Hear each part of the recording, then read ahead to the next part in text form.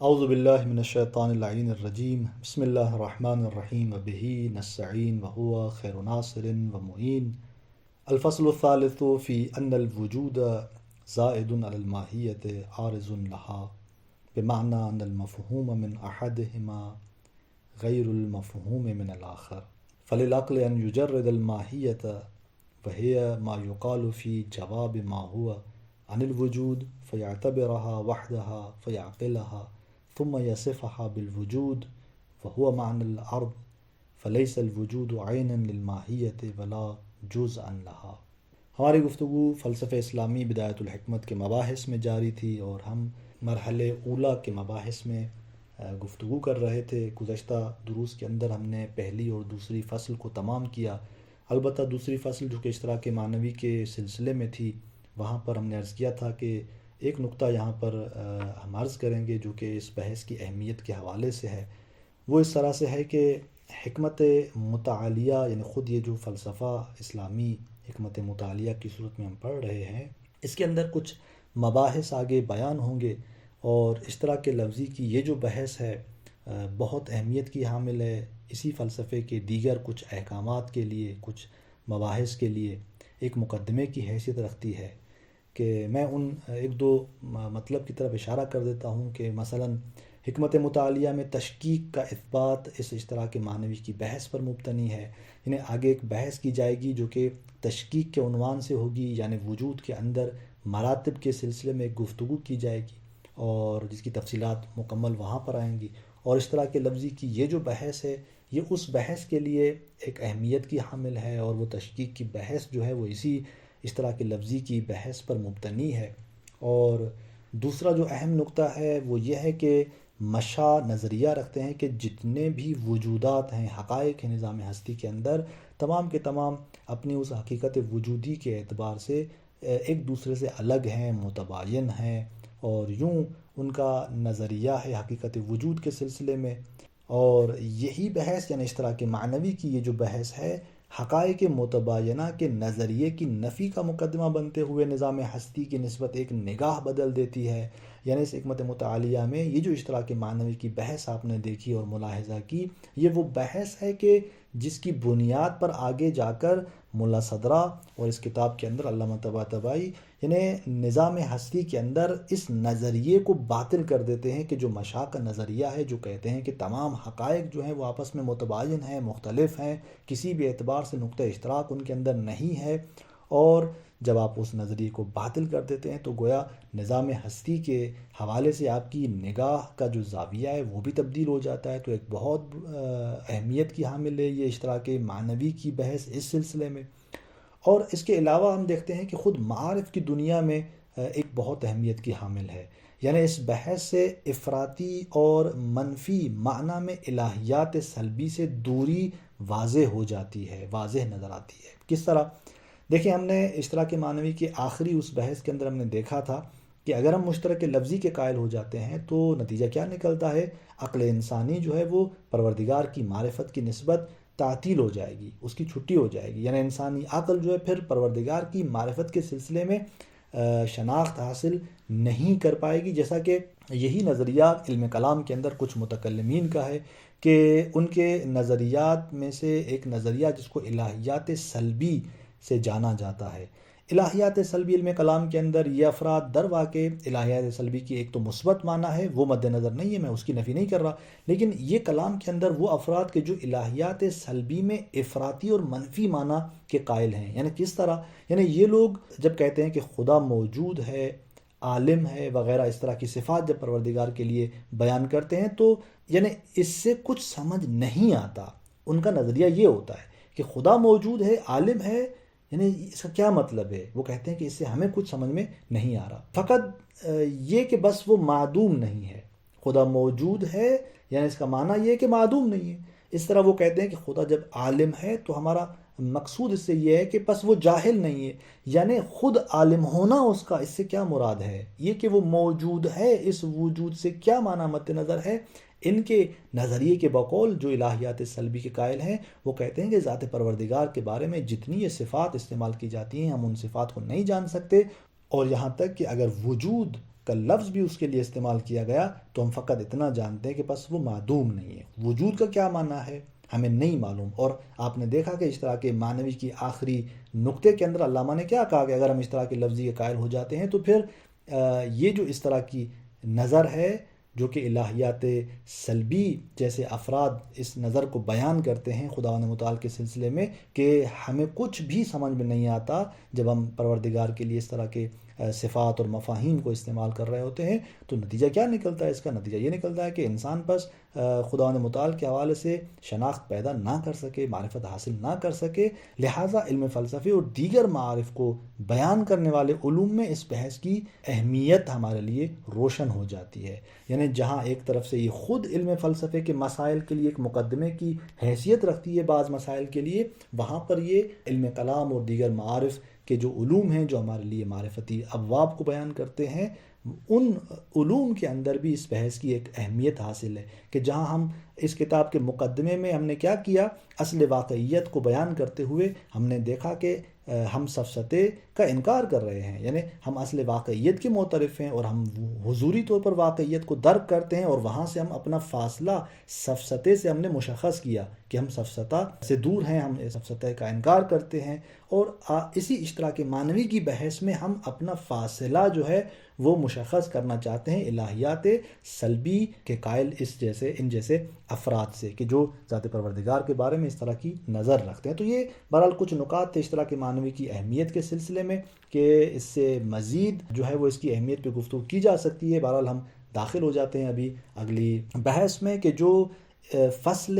ثالث کے عنوان سے ہے، یعنی تیسری فصل کہ جس کا عنوان جو ہے وہ اس کتاب کے اندر یہ ہے کہ وجود زائد ہے ماہیت پر اور عارض ہے اسی ماہیت پر، اس معنی میں کہ مفہوم وجود اور مفہوم ماہیت کے درمیان میں مغایرت پائی جاتی ہے، فرق پایا جاتا ہے اور اختلاف پایا جاتا ہے۔ اب یہاں پر ضروری ہے کہ جیسے میں نے پہلے بھی عرض کیا تھا کہ ماہیت کا ابھی تک ہم نے معنی نہیں کیا، اسی لیے ہم ماہیت کے لفظ کو میں استعمال بھی نہیں کر رہا تھا، اور آج اس فصل کے اندر ماہیت کا معنی ہم جانیں گے کہ ماہیت کسے کہتے ہیں، پھر مفہوم وجود اور مفہوم ماہیت کے درمیان کس نوعیت کا رابطہ ہے جو علامہ یہاں پر بیان کرنا چاہتے ہیں۔ تو دیکھیں میں ایک توضیحی نقطہ یہاں پر بیان کر دیتا ہوں اور کچھ نکات تاکہ یہ بحث ہمارے لیے روشن ہو اور عنوان میں جو علامہ مطلب کو بیان کرنا چاہتے ہیں وہ روشن ہو کہ یہ کیا مطلب یہاں پر بیان ہونے جا رہا ہے۔ تو دیکھیں ہم شروع سے یہی کہہ رہے ہیں کہ دیکھیں واقعیت جو ہے وہ مفہوم ہمارے لیے روشن ہے، اصل واقعیت کا مفہوم روشن ہے۔ نظام ہستی کے اندر چیزیں موجود ہیں اور ہم جب روبرو ہوتے ہیں واقعیات کے ساتھ تو مفہوم وجود ہمارے ذہن میں منعکس ہوتا ہے، اور وہی مفہوم وجود جو ہمارے ذہن میں منعکس ہوا یہ حکایت کر رہا ہوتا ہے تمام ان واقعیات کی ان کی واقعیت کی جہت سے۔ یہ یہاں پر میں تاکید کر رہا ہوں کہ الفاظ میں دقت کیجیے گا، یعنی نظام ہستی کے اندر جتنی چیزیں موجود ہیں، واقعیات موجود ہیں، ہمارے ذہن میں جو مفہوم وجود موجود ہے یہ ان واقعیات سے ان کی واقعیت کی جہت سے حکایت کر رہا ہوتا ہے۔ یعنی فلاں انسان ایک واقعیت رکھتا ہے، پتھر ایک واقعیت رکھتا ہے، تو اس واقعیت کے عنوان سے کہ ایک مفہوم ہمارے ذہن میں منعکس ہوا وجود کا جو حکایت کر رہا تھا ان تمام واقعیات کی نسبت۔ اب یہاں پر ہم دیکھتے ہیں کہ نظام ہستی کے اندر جس بھی چیز کو ہم دیکھ رہے ہیں یا جس بھی واقعیت سے ہم روبرو ہو رہے ہیں، یہ واقعیت جو ہے ایک طرح سے تو یعنی وہ ہمارے لیے اس بات کا اظہار کر رہی ہے کہ وہ ایک واقعیت ہے کہ جہاں سے مفہوم وجود ہمارے ذہن میں منعکس ہوا، لیکن وہیں پر وہی واقعیت یہ بھی بیان کر رہی ہے کہ میں مثلا انسان ہوں، یا وہیں پر وہ واقعیت یہ بیان کر رہی ہے کہ میں پتھر ہوں۔ یعنی وہ واقعیت اپنے ایک خاص انداز کو کہ جس خاص صورت میں وہ ماہیت موجود ہے اس کو بیان کر رہی ہے۔ یعنی یہ کس طرح کی واقعیت ہے، یہ کس طرح کی واقعیت ہے، اس کس طرح کو وہ بیان کر رہی ہے ہمارے لیے۔ اور پھر یہاں پر ہر واقعیت اپنے اس خاص کیفیت کو بیان کرتی ہے کہ مثلا یہ واقعیت کس نوعیت کی واقعیت ہے۔ تو یہاں پر ہم دیکھتے ہیں کہ اس طرح جب ہم واقعیات سے روبرو ہوتے ہیں اور ان کی اس واقعیت کی جہت سے ایک مفہوم ہمارے ذہن میں آتا ہے تو وہاں پر انہی واقعیات کو دیکھتے ہوئے وہی واقعیت در واقع یہ بھی کہہ رہی ہوتی ہے کہ میں ایک خاص نوعیت کی واقعیت ہوں، یعنی میں اس طرح سے ہوں۔ تو یوں جب اس واقعیت کو ہم دیکھتے ہیں اور وہ اس طرح سے مثلا ایک اپنی خاص نوعیت کو بھی بیان کر رہی ہوتی ہے،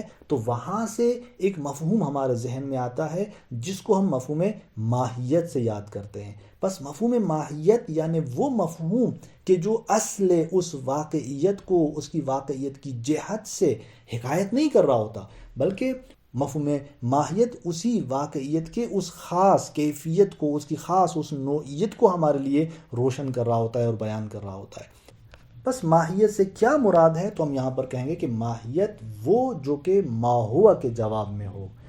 دوسرے لفظوں میں آپ یوں کہیں کہ واقعیت اور موجودات کی نوعیت، یعنی یہ واقعیت کیا ہے، یہ واقعیت کیسے وہاں پر موجود ہے، یہ اس کے اس کیسے ہونے کو ہمارے لیے واضح کر رہی ہوتی ہے ماہیت۔ یعنی یہ واقعیت کس طرح سے موجود ہے، اس کے اس کس طرح سے ہونے کو ہمارے لیے بیان کر رہی ہوتی ہے۔ مثال کے طور پر ہم کہتے ہیں کہ پانی کی صورت میں ایک واقعیت۔ اب آپ دیکھیں کہ یہاں پر ایک واقعیت موجود ہے پانی کی صورت میں، یعنی ایک تو وہ واقعیت ہے جس کے وجہ سے ایک مفہوم وجود ہمارے ذہن میں منعکس ہوا، جس نے بتایا کہ ایک واقعیت یہاں پر موجود ہے۔ پھر وہ واقعیت دیکھی کس طرح ہے، کس صورت میں ہے، تو دیکھا کہ پانی کی صورت میں ہے۔ تو یہاں سے ایک مفہوم ماہیت ہمارے ذہن میں آیا، ایک مفہوم ماہوی یعنی وہ مفہوم ذہن میں آیا جس کو مفہوم ماہیت کہتے ہیں، جو اس واقعیت کی ماہیت کو ہمارے لیے بیان کر رہا ہے۔ کیسی ماہیت؟ یعنی اس واقعیت کا اس پانی کی صورت میں ہونا۔ اسی طرح اور بہت ساری مثالیں، یعنی آپ نے دیکھا نظام ہستی کے اندر ایک انسان موجود ہے، یعنی ایک واقعیت انسان کی صورت میں۔ تو یہاں پر اس اعتبار سے کہ ایک واقعیت موجود ہے، انسان کی صورت میں ایک واقعیت ہے، خود اس واقعیت کو آپ نے دیکھا تو مفہوم وجود منعکس ہوا کہ یعنی یہاں پر ایک واقعیت ہے، ایک وجود ہے۔ پھر دیکھا کہ وہی واقعیت، وہی وجود کس طرح سے ہے، دیکھا کہ انسانی صورت میں ہے، انسانی شکل میں ہے، انسانی جو ہے وہ ایک نوعیت میں ہے۔ تو یہاں پر مفہوم جو دوسرا ہمارے ذہن میں آیا وہ ماہیت کا مفہوم تھا، کہ اس ماہیت کے مفہوم نے اس خاص واقعیت کو جو انسانی صورت میں تھی، اس ماہیت کے مفہوم نے بتایا کہ یہ جو واقعیت موجود ہے یہ انسانی ماہیت کی صورت میں ہے، انسانی صورت میں ہے، یہ ایک خاص واقعیت ہے کہ اس کا وہ خاص ہونا کس طرح سے ہے، اس کی اس انسانیت سے ہے۔ تو لہٰذا ماہیت وجود اور اصل واقعیت کی ایک خاص قسم اور نوع کو کہا جاتا ہے،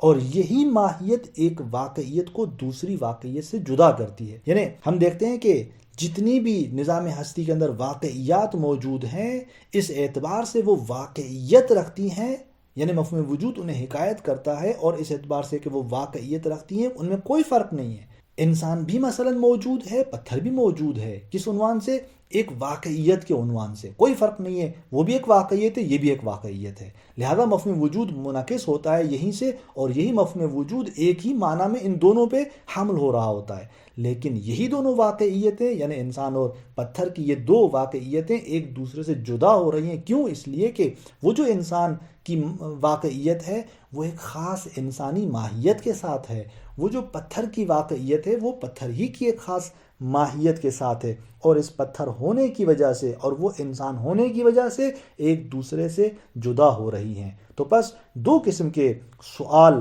کیے جاتے ہیں علم منطق میں، آپ پڑھتے ہیں، ایک ما ہوا کے ذریعے سوال ہوتا ہے جو کہ ماہیت کے سلسلے میں کیا جاتا ہے۔ جب آپ کسی بھی واقعیت کو جاننا چاہتے ہیں کہ یہ کیسی واقعیت ہے تو آپ ما ہوا سے سوال کرتے ہیں، اور پھر جب آپ حل ہوا کے ذریعے سوال کرتے ہیں تو حل ہوا کے ذریعے سوال وجود کے سلسلے میں کیا جاتا ہے۔ یعنی اگر آپ یہ پوچھنا چاہتے ہیں کہ فلاں واقعیت ہے، موجود ہے، تو وہاں پر آپ حل ہوا سے سوال کرتے ہیں۔ تو کسی بھی چیز کے وجود اور اس کی واقعیت اور ہونے کے حوالے سے جب آپ گفتگو کریں گے تو وہاں پر سوال جو کیا جائے گا وہ حل ہوا سے ہوگا۔ لیکن جب آپ کسی بھی واقعیت کہ ماہیت کے حوالے سے سوال کریں گے کہ وہ کس طرح سے واقعیت موجود ہے، کیسی واقعیت ہے، تو وہاں پر سوال ما ہوا سے کیا جاتا ہے۔ اور یہاں پر علامہ بھی اسی کتاب کے اندر ماہیت کو یہی تعریف کر رہے ہیں کہ ماہیت یعنی وہ کہ جو ما ہوا کے جواب میں ہو، ماہیت یعنی وہ کہ جو اس واقعیت کی اس خاص کیفیت اور نوعیت کو ہمارے لیے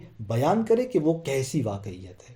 بس یہاں سے دو مفہوم ہمارے ذہن میں وجود پاتے ہیں. ایک مفہوم وجود ہے کہ جو ان تمام چیزوں کی واقعیت کو ہمارے لیے حکایت کر رہا ہے، اور دوسرا مفہوم ماہیت ہے. اب یہاں پر سوال یہ ہے کہ آیا یہ مفہوم وجود اور مفہوم ماہیت جو ہمارے ذہن میں وجود پاتے ہیں، یہ دونوں مفہوم ایک ہی چیز ہیں یا دو الگ چیزیں ہیں؟ تو یہاں پر علامہ کی عبارت میں جو ہم نے دیکھا، جو عنوان میں دیکھا، تو علامہ نے کہا کہ یہ جو مفہوم وجود ہے یہ زائد ہے اس مفہوم ماہیت کی نسبت. تو یہاں پر ضروری ہے کہ ہم دیکھیں کہ یہ زائد ہونے کا کیا معنی ہے، ماہیت پر وجود کے زائد ہونے کا کیا مطلب ہے. جب دو مفہوم آپ کے ذہن میں آئے اور علامہ نے کہا کہ مفہوم وجود ماہیت پر زائد ہے، تو اس کا کیا مطلب ہے؟ زائد ہونا یعنی مفہوم وجود ذہن میں ماہیت کے مفہوم سے جدا اور متباین ہے. یہ تو الگ مفہوم ہے. زائد کا معنی یہاں پر مغایرت کا ہے. مفہوم وجود نہ ماہیت کا عین ہے اور نہ اس کا جز ہے. کسی بھی اعتبار سے مفہوم وجود وہی مفہوم ماہیت نہیں ہے، نہ عین یعنی بے عین ہی وہی ہے، ایسا بھی نہیں ہے. آیا اس کے اجزاء میں سے کوئی ایک جز ہے؟ ایسا بھی نہیں ہے. مثلا مفہوم وجود جو ہمارے ذہن میں ہے ایک واقعیت کی نسبت کے، مثلا جو انسان کی صورت میں ہے، تو یہاں پر مفہوم وجود اس مفہوم انسان کا غیر ہے. یہ دو ایک مفہوم نہیں ہے، دو ایک چیز نہیں ہے. یعنی واقعیت بما ہوا واقعیت سفسطے کا مد مقابل نقطہ ہے. ہر واقعیت اپنے ہونے کا اظہار کر رہی ہے، اپنی واقعیت کا اظہار کر رہی ہے کہ وہ ایک واقعیت ہے، جس کو ہم شروع سے بیان کر رہے ہیں کہ جہاں ہم واقعیت کو اس کی واقعیت کی جہت سے گفتگو کرتے ہیں، تو یعنی یہ جو واقعیات ہیں اپنی واقعیت کے اعتبار سے سفسطے کا نقطہ مقابل ہیں.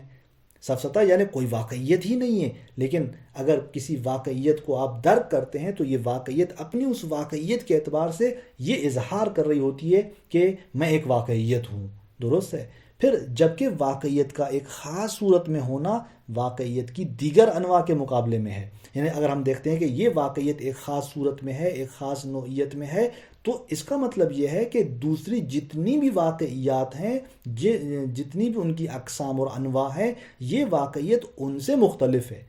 ہر واقعیت کہہ رہی ہے کہ میں انسان ہوں، میں پتھر ہوں وغیرہ. اس طرح جو ہے ہر واقعیت اپنی اس خاص ماہیت کو بیان کر رہی ہوتی ہے کہ میں کیا ہوں. تو بس اصل واقعیت میں کوئی فرق نہیں. ہر ایک چیز جو ہے وہ واقعیت کی جہت سے دوسری واقعیت کی طرح ہے جو سفسطے کے مقابلے میں قرار پاتی ہے، لیکن ہر واقعیت اپنی خاص زبان سے اور اپنے خاص انداز سے یہ بیان کر رہی ہوتی ہے کہ میں ایک خاص نوعیت کی واقعیت ہوں، میں مثلا انسان ہوں. اب یہاں پر آپ دیکھ رہے ہیں کہ ایک مرتبہ آپ واقعیت کو اس کی واقعیت کی جہت سے دیکھ رہے ہیں سفسطے کے مقابلے میں، اور دوسری جانب آپ اس واقعیت کو ایک خاص صورت میں دیکھ رہے ہیں. تو یہاں پر وہی بات جو ہم پہلے بھی عرض کر رہے تھے، اور یہاں بھی دوبارہ تکرار کر رہا ہوں تاکہ یہ بات مزید ذہن میں بہتر انداز سے بیٹھے، کہ ذہن انسانی میں واقعیات سے واقعیت کی جہت سے مفہوم وجود منعکس ہوتا ہے، اور واقعیات سے ان کے خاص نوعیت کی جہت سے مفہوم ماہوی منعکس ہوتا ہے، وہی ماہیت کا مفہوم منعکس ہوتا ہے. تو اب یہ جب دو مفہوم ہمارے ذہن میں آتے ہیں تو علامہ فرماتے ہیں کہ یہ ماہیت پر مفہوم وجود جو ہے وہ زائد ہے، یعنی یہ اس سے الگ ہے، یہ اس سے متباین ہے، یہ اس سے جدا ہے. لہٰذا خارج اور واقع میں یہ دونوں مفہوم جس چیز کو حکایت کر رہے ہیں وہ دونوں چیزیں مختلف ہیں. یعنی خارج میں ایک مرتبہ ہم اس چیز کو واقعیت کے عنوان سے دیکھتے ہیں، اور ایک مرتبہ ہم اس چیز کو اس انداز سے دیکھتے ہیں کہ وہ ایک خاص نوعیت کی واقعیت ہے. اسی طرح ذہن میں بھی یہ دونوں مفہوم ایک دوسرے سے مختلف ہیں. یعنی ایسا نہیں کہ ذہن میں یہ دو مفہوم مختلف ہوں جبکہ خارج میں یہ دونوں ایک ہوں اور ان میں کوئی فرق نہ ہو، بلکہ خارج کا یہ فرق ہی ہے جو ذہن میں ان دو مفہوم کے انتزاع کا باعث ہو رہا ہے. یعنی کوئی یہ ذہن میں نہ لائے بات کہ مثلا ہم جب کہہ رہے ہیں ذہن میں کہ مفہوم وجود مفہوم ماہیت سے جدا اور الگ ہے، اور خارج میں یہ ان کے درمیان کوئی فرق نہیں پایا جاتا. نہیں، بلکہ حتیٰ خارج کے اندر بھی درست ہے کہ ایک ہی چیز سے ہم مفہوم وجود بھی نکال رہے ہیں اور اسی سے مفہوم ماہیت بھی نکال رہے ہیں، لیکن اسی خارج میں وہی ایک چیز در واقع دو الگ جہتوں سے مد نظر ہے، دو الگ اعتبار سے مد نظر ہے. وہی چیز اس اعتبار سے ایک واقعیت ہے، وہاں سے مفہوم وجود نکلا تھا، انتزاع ہوا تھا. وہی ایک چیز اس اعتبار سے کہ ایک خاص صورت میں ہے، وہاں سے مفہوم ماہوی یعنی ماہیت کا مفہوم انتزاع ہوا تھا. تو پس جس طرح خارج میں ایک ہی چیز ہے لیکن وہاں پر بھی فرق ہے، وہاں پر بھی دو الگ اعتبار اور جہتیں ہیں وہاں پر، اور مفہوم جو ہمارے ذہن میں وجود پاتے ہیں یہ دونوں، وہ بھی اسی وجہ سے کہ وہاں پر فرق تھا، لہذا ذہن کے اندر بھی یہ دو مفہوم جب وجود پاتے ہیں تو ان کے درمیان فرق پایا جاتا ہے۔ اب ایک اور سوال جو یہاں پر سامنے آتا ہے وہ یہ کہ کیا خارج میں اس واقعے میں وجود اور ماہیت، یہ جو ہم نے کہا نا کہ ذہن کے اندر یہ دو الگ مفہوم ہیں، پھر ہم نے کہا کہ خارج میں بھی ان دو کے درمیان فرق ہے، آیا یہ جو خارج میں ماہیت اور وجود کا فرق ہے، یعنی خارج میں بھی یہ دونوں کے درمیان فرق موجود ہے، آیا یہ اس طرح سے ہے کہ یعنی دو الگ حقیقتیں خارج میں ہیں؟ نہیں، خارج میں دو الگ جو ہے حقیقتیں نہیں ہے کہ آپ کہیں کہ اس ایک حقیقت سے مفہوم وجود ذہن میں آیا، اس دوسری حقیقت سے مثلا مفہوم ماہیت ذہن میں آئی، نہیں، ایسا نہیں ہے۔ خارج میں ایک ہی درواقع حقیقت موجود ہے اور اسی ایک حقیقت سے ہم نے مفہوم وجود کو لیا، وہیں سے ہم نے مفہوم ماہیت کو بھی لیا ہے، لیکن وہ ایک حقیقت اس طرح سے وہاں خارج میں موجود ہے کہ اس کی واقعیت کی جہت سے ہم نے مفہوم وجود کو اٹھایا، لیکن اسی ایک حقیقت کے اس اعتبار سے کہ وہ ایک خاص صورت میں ہے، وہ کیسی واقعیت ہے، اس کی اس خاص صورت سے ہم نے مفہوم ماہیت کو اٹھایا ہے۔ بس یہاں تک یہ بات روشن ہوئی کہ علامہ نے جو کہا کہ مفہوم وجود زائد ماہیت پر، تو ہم نے عرض کیا کہ ایک تو ہمارے پاس دو مفہوم ہیں، وہ بھی کیسے عکس ہوتے ہیں، وہ بھی آپ کے لیے بیان ہوا کہ کیسے یہ انتزاع ہوئے خارج سے، اور دوسرا یہ کہ زائد کا کیا معنی ہے وہ بھی آپ کے لیے بیان ہوا۔ پھر علامہ فرماتے ہیں کہ ایک دوسرے پر عارض ہے، ماہیت پر وجود کے عارض ہونے کا مطلب یہ ہے کہ ذہن میں مفہوم وجود ماہوی اس مفہوم پر حمل ہوتا ہے، جہاں یہ دونوں مفہوم الگ ہیں وہاں پر ذہن انسانی کے اندر ایک دوسرے پر عارض بھی ہوتا ہے، حمل بھی ہوتا ہے، یعنی ہم یہ کہتے ہیں کہ الانسان موجود، مفہوم وجود کو حمل کر رہے ہوتے ہیں ہم کس پر؟ اسی مفہوم ماہوی یعنی ماہیت پر، یعنی انسان پر، اور یہ ذہن میں یہ حمل واقع میں ان کے ایک دوسرے سے مختلف ہونے اور مرتبط ہونے سے متاثر ہے، یعنی جہاں ہم کہہ رہے ہیں کہ ان دو مفہوموں کے درمیان میں اختلاف ہے، اگر کسی بھی اعتبار سے ارتباط نہ ہو تو آپ حمل نہیں بنا سکتے، حمل کے لیے ضروری ہے، حمل یعنی وہی منطقی اصطلاح میں جب آپ ایک مفہوم کو دوسرے مفہوم پر حمل کرتے ہیں تو اس حمل کے لیے ضروری ہے کہ ارتباط ہونا چاہیے اس کے درمیان۔ تو بس یہ جو آپ ذہن میں یہ حمل انجام دے رہے ہیں، مفہوم وجود کو عارض کر رہے ہیں آپ مفہوم ماہیت پر، یہ درواقع اس ارتباط کی خاطر ہے جو ان کے درمیان پایا جاتا ہے۔ تو یہاں تک ہم نے جو اہم نکات تھے اس عنوان کے، جو علامہ بیان کرنا چاہتے ہیں اس عنوان کے اندر اس مطلب کو، وہ ہم نے آپ کے سامنے بیان کر دیے۔ بس یہ بات روشن ہوئی کہ مفہوم وجود مغایر ہے، جدا ہے مفہوم ماہیت سے، نہ اس کا عین ہے نہ اس کا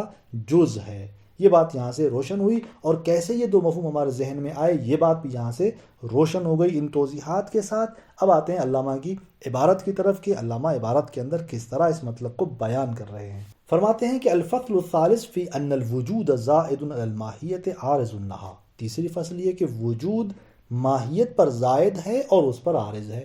ہم نے ان دونوں کو واضح کر دیا کہ وجود زائد ماہیت پر یعنی اس سے مغایر ہے، اس سے جدا ہے، اس سے مختلف ہے، عارض لہا اس پر عارض ہے، یعنی ذہن انسانی میں مفہوم وجود حمل ہوتا ہے کس پر؟ مفہوم ماہیت پر، الانسان موجود ان کی صورت میں، بمعنی ان المفہوم من احدہما غیر المفہوم من الآخر، اس معنی میں خود علامہ اس عنوان کو دوبارہ بیان کر رہے ہیں کہ اس کا مطلب کیا ہے۔ مطلب یہ ہے کہ ان میں سے ایک کا مفہوم دوسرے کے مفہوم سے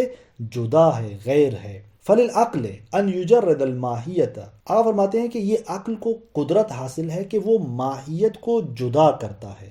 کس سے؟ عن الوجود، بریکٹ کو فعلاً چھوڑ دیں اور اصل اس عن الوجود کو ان یجردہ سے ملا کر آپ ترجمہ نکالیں کہ فرمانا چاہتے ہیں علامہ کہ یہ عقل کو یہ قدرت حاصل ہے کہ وہ ماہیت کو جدا کرتی ہے کس سے؟ وجود سے۔ اب بیچ کے اس بریکٹ کو آپ پڑھیں کہ ماہیت کی اس میں تعریف کرنا چاہتے ہیں آگا، ماہیت کسے کہتے ہیں توضیحات کے اندر ہم نے بیان کر دیا، اور علامہ مختصر اس جملے کے اندر اس کی تعریف کر رہے ہیں کہ ماہیت اسے کہتے ہیں کہ یقال فی جواب ماہو، کہ جو ماہوا کے جواب میں واقع ہوتی ہے۔ جب آپ کسی واقعیت کے بارے میں سوال کرتے ہیں اور سوال میں آپ ماہوا کا کلمہ استعمال کرتے ہیں، اردو میں اگر ہم اس کا ترجمہ کریں تو ہم یوں کہیں گے کہ جب آپ واقعیت کے بارے میں یوں سوال کرتے ہیں کہ یہ کیا ہے، جب آپ یہ اس طرح سوال کرتے ہیں تو وہاں پر جو آپ اس کے جواب میں کہیں گے وہی ماہیت ہوتی ہے۔ مثلا جب آپ انسان کے بارے میں سوال کرتے ہیں کہ ما ہوا، یعنی یہ کیا ہے، یہ واقعیت جو انسانی صورت میں ہے یہ کیا ہے، تو جب آپ نے ما ہوا سے سوال کیا تو گویا آپ نے ماہیت کے بارے میں سوال کیا ہے۔ اب جو بھی جواب دیا جائے گا، مثلا کہا جائے گا کہ حیوان ناطقن، کہ یہ انسان حیوان ناطق ہے، تو یہ حیوان ناطقن در واقع جواب بن گیا اس ما ہوا کا، اور یہ حیوان ناطقن وہی ماہیت ہے جو اس انسان کی بیان کی جا رہی ہے۔ تو بس علامہ فرماتے ہیں کہ ماہیت کسے کہتے ہیں؟ ماہیت یعنی جو ما ہوا کے جواب میں واقع ہو، اور ہم نے اپنے الفاظ کے اندر اس کو آسان کر کے آپ کے لیے بیان کر دیا کہ جب بھی نظام ہستی کے اندر ہم ایک چیز کا ملاحظہ کرتے ہیں تو وہاں پر ایک مرتبہ ہمیں اصل واقعیت نظر آتی ہے اس عنوان سے کہ وہ ایک واقعیت ہے، جس طرح دیگر واقعیتیں موجود ہیں اور واقعیت کے عنوان سے تمام واقعیات میں کوئی فرق نہیں ہے، وہاں پر ہر واقعیت یہ بھی کہہ رہی ہوتی ہے کہ میں ایک خاص واقعیت ہوں، کہ میں مثلا انسان ہوں۔ تو یہ جو ہر واقعیت اپنے اس خاص انداز کو، اپنے اس خاص نوع کو بیان کر رہی ہوتی ہے کہ میں کیا ہوں، یہ در واقع اس کی وہ ماہیت ہوتی ہے۔ تو آگے فرماتے ہیں کہ دیکھیں عقل انسانی کو یہ قدرت حاصل ہے کہ وہ ماہیت کو جدا کرتی ہے کس سے؟ وجود سے۔ فَيَعْتَبِرَهَا وَحْدَهَا، یعنی عقل چونکہ خارج میں واقع میں تو آپ دیکھتے ہیں کہ باہر کیا ہے، ایک ہی چیز ہے نا، ایک ہی واقعیت ہے جو انسان کی صورت میں ہے، یہاں دو الگ حقیقتیں تو آپ کے سامنے نہیں ہیں خارج میں نے عرض کیا تھا، بلکہ ایک ہی حقیقت اور ایک ہی چیز ہے۔ وہاں سے ہم دو مفہوم ذہن میں آ رہے ہیں، تو یہ کیسے آ رہے ہیں؟ علامہ اس کو واضح کرنا چاہتے ہیں کہ ایک ہی خارج میں موجود چیز سے دو مفہوم آپ کے ذہن میں کیسے آئے؟ فرماتے ہیں کہ یہ عقل انسانی کو قدرت حاصل ہے کہ وہ وجود سے ماہیت کو جدا کرتی ہے، فَيَعْتَبِرَهَا، اور اس کو لحاظ کرتی ہے، اعتبار کرتی ہے، کس طرح؟ وحدہا یعنی اکیلا، فَيَعْقِلَهَا، پھر اس کو تصور کرتی ہے، ثُمَّ يَصِفُهَا بِالْوُجُودِ، پھر اسی ظرف ذہن کے اندر اس کو وجود سے متصف کرتی ہے، یعنی الانسان موجود، یوں قضیہ بناتی ہے، وَهُوَ مَعْنَى الْأَرْضِ، اور یہی کہ ظرف ذہنی میں جب عقل نے ماہیت کو وجود سے جدا کیا اور پھر وجود سے اس کو متصف کیا، یہی کیا ہے؟ عرض کا معنی ہے۔ وہ جو آغا نے کہا نا کہ عارض لہا، عنوان کے اندر اس عارض کا معنی بیان کر رہے ہیں آغا، کہ یہی جو اس سے متصف کیا وجود سے اس ماہیت کو اور کہا کہ الانسان موجود، یہ جو ہے عرض کا معنی ہے۔ فَلَيْسَ الْوُجُودُ عَيْنًا لِلْمَاهِيَّةِ وَلَا جُزْءًا لَهَا، بس وجود نہ تو ماہیت کا بے عین ہی ہے، یعنی عین یعنی وہی ہے، اور نہ ہی اس کا جز ہے۔ تو یہاں سے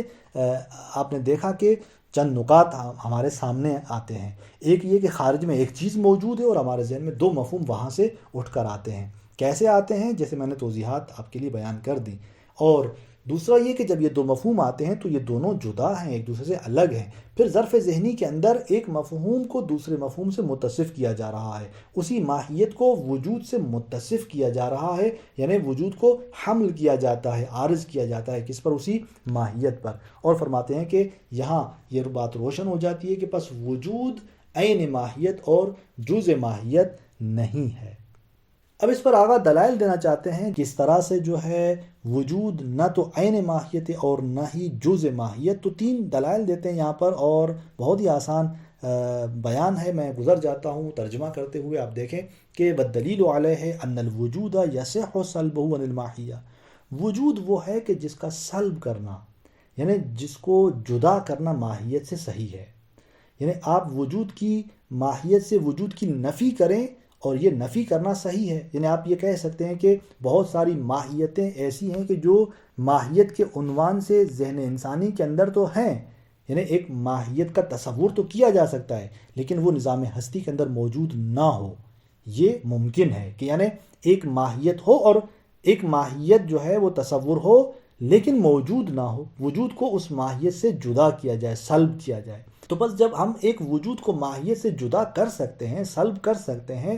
تو اس کا مطلب یہ ہوا کہ وجود عین ماہیت نہیں ہے۔ کیوں؟ اس لیے کہ وَلَوْ كَانَ عَيْنًا أَوْ جُزْءًا لَهَا، اگر وجود عین ماہیت ہوتا یا جز ماہیت ہوتا، لم یصح ذلک، تو یہ سلب کرنا صحیح نہیں ہوتا۔ یعنی آپ ماہیت سے پھر وجود کو سلب نہ کرتے، چونکہ جب وجود بے عین ہی وہی ماہیت ہے تو کیسے آپ سلب کرتے؟ اگر وجود اس ماہیت کا جز ہوتا تو پس جب ماہیت تصور کی جاتی تو کیسے وجود کو اس سے جدا کیا جاتا؟ جدا کرنا ممکن نہیں ہوتا۔ لِاِسْتِحَالَةِ صَلْبِ عَيْنِ الشَّيْءِ وَجُزْئِهِ عَنْهُ، کیونکہ ایک چیز کی ذات کو یا اس کے جز کو خود اس سے سلب کرنا محال ہے، اور یہ بات روشن ہے کہ کسی بھی چیز کی ذات کو اس سے جدا نہیں کیا جا سکتا۔ اور دوسرا جو بیان ہے، دوسری جو دلیل آگا یہاں پر دیتے ہیں وہ یہ کہ وَأَيْضًا حَمْلُ الْوُجُودِ عَلَى الْمَاهِيَّةِ يَحْتَاجُ إِلَى دلیل، وجود ماہیت پر جب حمل ہوتا ہے تو اس کا یہ حمل ہونا، ماہیت پر عارض ہونا، دلیل کا محتاج ہے۔ یعنی جب آپ کہتے ہیں کہ فلاں چیز موجود ہے، مثلا کسی بھی ماہیت کے بارے میں آپ سوال کرتے ہیں، کہتے ہیں کہ مثال روح موجود ہے، یا آپ کہتے ہیں کہ جن موجود ہے، چونکہ یہ ماہیات ہیں، جب آپ وجود کو ان پر حمل کرتے ہیں تو یہاں پر یہ وجود کا حمل ہونا اور یوں کہنا کہ روح موجود ہے یا جن موجود ہے، یہ بات محتاج دلیل کی طرف، یعنی آپ کو دلیل لانی پڑے گی کہ آپ یہ کہیں کہ فلاں ماہیت وجود رکھتی ہے، موجود ہے، بس فَلَيْسَ عَيْنًا وَلَا جُزْءًا لَهَا۔ جب آپ ایک وجود کو کسی ماہیت کے لیے جب حمل کرتے ہیں تو آپ کو دلیل کی ضرورت پڑتی ہے، تو اس کا مطلب یہ ہوا کہ نہ تو وجود عین ماہیت ہے اور نہ ہی جزء ماہیت ہے، لأن ذات الشیء و ذاتیاتہ بینۃ الثبوت لہ، کیونکہ ایک چیز کی ذات یا اس کی تمام تر ذاتیات واضح ہوتی ہیں اپنے مرحلے ثبوت میں، یعنی ان کا ثابت ہونا واضح ہوتا ہے خود اس چیز کے لیے، لا تحتاج فی الی دلیل، وہ اس ثبوت میں کسی دلیل کی محتاج نہیں ہوتی، یعنی ایک چیز کی ذات یا اس کی ذاتیات اس چیز کے لیے اس قدر واضح ہوتی ہیں کہ آپ اس کے لیے دلیل نہیں لاتے۔ اور جب ہم یہاں دیکھ رہے ہیں کہ ماہیت پر وجود کو حمل کر رہے ہیں تو ہمیں دلیل کی ضرورت پڑ رہی ہے، تو اس کا مطلب یہ ہوا کہ پس وجود نہ تو ماہیت کی ذات ہے اور نہ ہی جو ہے اس کے ذاتیات میں سے، اس کے اجزاء میں سے، کیونکہ اگر اس کے اجزاء میں سے ہوتا یا خود ذات ہوتا، خود اس ماہیت کی ذات ہوتا، تو اس صورت میں وجود کا حمل کرنا دلیل کا محتاج نہ ہوتا۔ وَأَيْضًا، اور اس طرح تیسری جو دلیل ہے یہاں پر وہ یہ کہ الماہیت متساویۃ النسبۃ فی نفسها الوجود والعدم، ماہیت جو ہے وہ اپنی ذات میں وجود اور عدم کی نسبت برابر ہے، مساوی ہے۔ یعنی کیا؟ یعنی ماہیت ایک ایسی چیز ہے کہ جس کی ذات میں نہ تو وجود ہے اور نہ عدم، یعنی بہت ساری ماہیتیں قابل تصور ہیں لیکن جبکہ وہ موجود نہیں ہیں، تو اس کا مطلب یہ ہوا کہ ماہیت ایسی چیز ہے کہ جس کی اپنی ذات میں وجود ضروری نہیں ہے، وجود اس کی ذات میں نہیں ہے، اس طرح عدم بھی نہیں ہے۔ ہاں ممکن ہے ایک ماہیت موجود ہو، ممکن ہے ایک ماہیت معدوم ہو،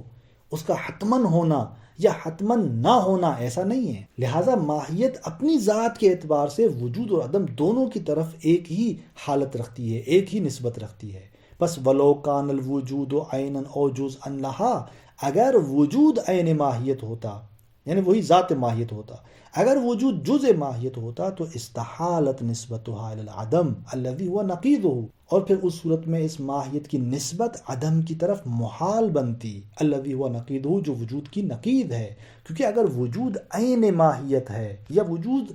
ماہیت کی اجزاء میں سے کوئی ایک جز ہوتا تو کیسے پھر اس ماہیت کی طرف عدم کی نسبت دی جاتی؟ یعنی کیسے پھر کہا جاتا کہ ماہیت مثلا معدوم ہے، ماہیت موجود نہیں ہے؟ پھر یہ کہنا درست نہ ہوتا، جبکہ ہم دیکھ رہے ہیں کہ ماہیت کبھی ہے کبھی نہیں ہے، تو اس کا مطلب یہ ہوا کہ وجود اس کے اجزاء میں سے نہیں ہے، وجود بے عین ہی وہی ماہیت نہیں ہے۔ اور یہاں سے وہ مطلب جو علامہ نے ادعا کیا کہ وجود جو ہے وہ عین ماہیت اور جزء ماہیت نہیں ہے، بلکہ مفہوم وجود ظرف ذہن کے اندر ماہیت سے الگ ہے، ماہیت سے جدا ہے، البتہ ماہیت پر حمل ہوتا ہے، ماہیت پر عارض ہوتا ہے۔ وصلی اللہ علی محمد وآلہ الطاہرین۔